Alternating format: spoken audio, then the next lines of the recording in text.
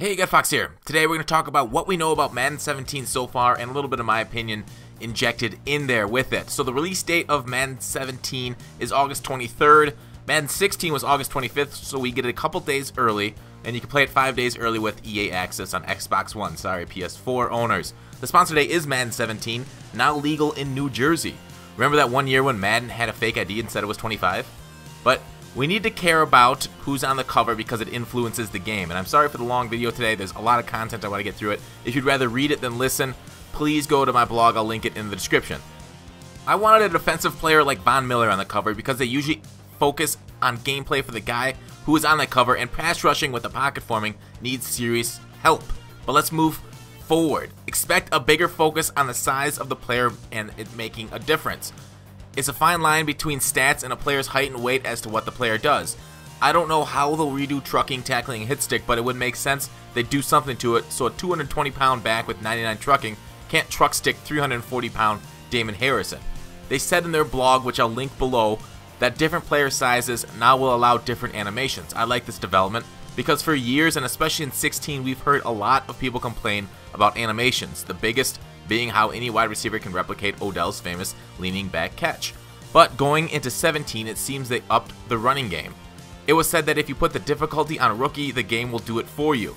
They took the biggest complaint this year in the passing game, the predetermined animations on aggressive catches, and put it into another facet of the game. I feel the game is turning into more and more into like Metal Gear Solid, with a cutscene with quick time events taking place between picking plays, taking a lot of control away from the players. You know, I've always wanted a proper football simulation similar to Football Manager on the PC for soccer, but I never thought Madden would turn into that simulation. Now, I'm not an expert on game design, but what I think makes a good game is something that I feel I have control over, the avatar, and that my moves on the controller quickly and faithfully are replicated on the field. If a system comes in with the new path assist that helps me navigate and anticipate downfield, I worry that it could take some control away from me and move me randomly towards a hole I wasn't planning on going. But you know the most frustrating part of Madden on defense, for me at least it is, it's when you're holding down Y because you want to intercept passes, and the game takes control of your player away from you when you aren't even near the ball to intercept it. You do a stumbling animation like you just hopped off the drunk bus at full speed in college. This is what I worry the new path assist will become, and you might say, hey, turn it off. Do it yourself. Do all this running yourself. But what if it's like other assists in Madden, where it's just more effective than manually moving because of the animations you get with the assists? Say I could read holes and run like problem right with the assists on. Why not play with it on? I guess we'll see if it's any good, but why would EA add anything into the game if it isn't good? They don't introduce mechanics for us to ignore them. I may be a little harsh there with the criticism, but a lot of the hardcore players want full control over the players on the field and not to feel like every interaction comes down to random number generators in the game deciding their fate. But let's move on. They talk in the blog about the spin and juke and how the elusiveness of smaller guys will have them play a lot different than the big guys like Gronk who truck over dudes and stiff-arm them. Then we get a cinematic of Gronk spinning and juking around tackles, so we'll see about that. The hurl animation, that looks sweet. That's something bigger guys definitely do because smaller defensive backs almost always go for the ankles on large runners like tight ends and fullbacks. If Madden 17 is able to make it where a 180-pound defensive back can't take down Gronk without going low, the hurdle is back. I can't wait for it. Again, it all comes down to how Madden balances things. These things could either be issues or non-starters because of how well they are balanced. My guess is that something is going to be overpowered at the beginning of the year, and they'll have to adjust the sliders a few weeks in, like they do most years. Also talked about in the blog is gap play and improved zone coverages. And for you man-children out there, no, gap play is not when you hide from your mom in the clothes rack at the Gap. But I'm very excited about these changes. The real gap play in football is where each defender is assigned a gap to defend against the run. I wonder if they'll be able to properly create 2 gap run defenders like some teams run. You don't see it as much in today's NFL, but nose tackles are usually responsible for 2 gaps in a 3-4, and if they're playing head up on the center. So this is really neat. We'll see how the run game plays next year with that, and force defenders setting the edge like they are assigned in real life. And I guess this leads me into my next point of pass defense and pass rush.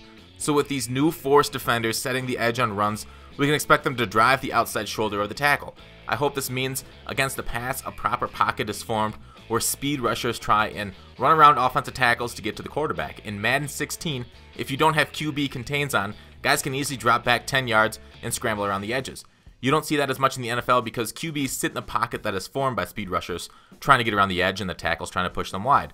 If you see an NFL QB taking more than 5 or 7 step drop, they'll get killed by edge rushers running right around the tackles.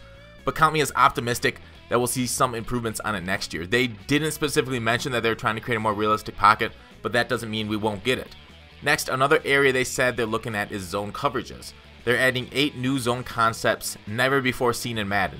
Now, I'm not sure what these zones are, so I can't really talk about them, but I think what people want is for defenders to act smarter to routes coming through the zones. Like if a safety is in a deep blue, don't get long developing shot plays get behind you. That's their assignment.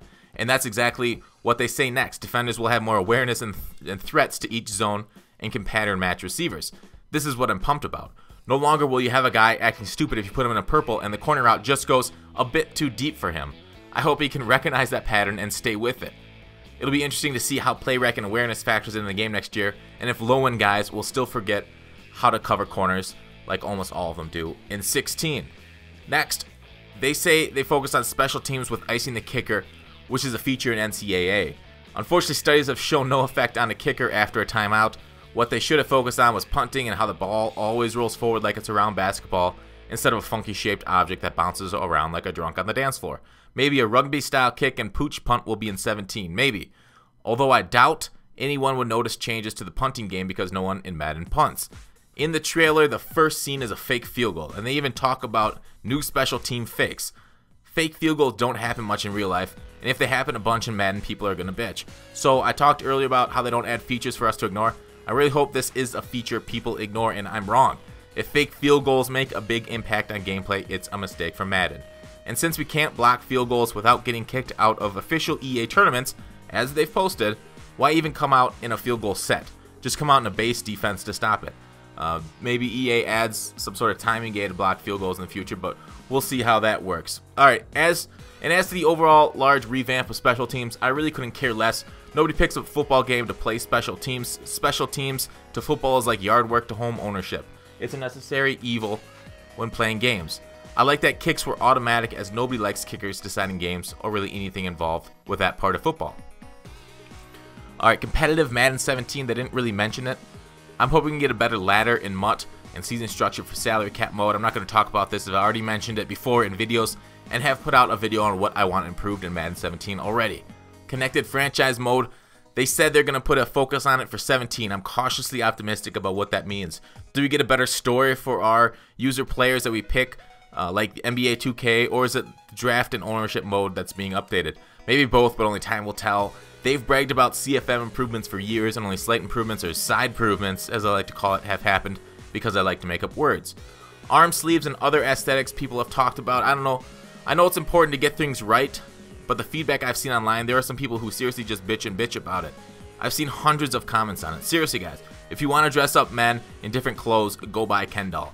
Gameplay and features are #1 in Madden, so let's hopefully they focus on that.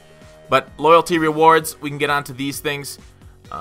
There are certain sets in Madden, as you'll see here. We'll go through them. So here's the starting page, as we will just want to scroll over here to sets, to the cover reveal sets and solos. This is something that you can transfer coins over. You know, if you really want to transfer coins over efficiency, just get Mudhead credits since you can sell them for coins. You won't be able to sell 85 overall Gronk, but here's MUT 17 loyalty voucher. Complete the set to earn MUT 17 loyalty vouchers that you can redeem.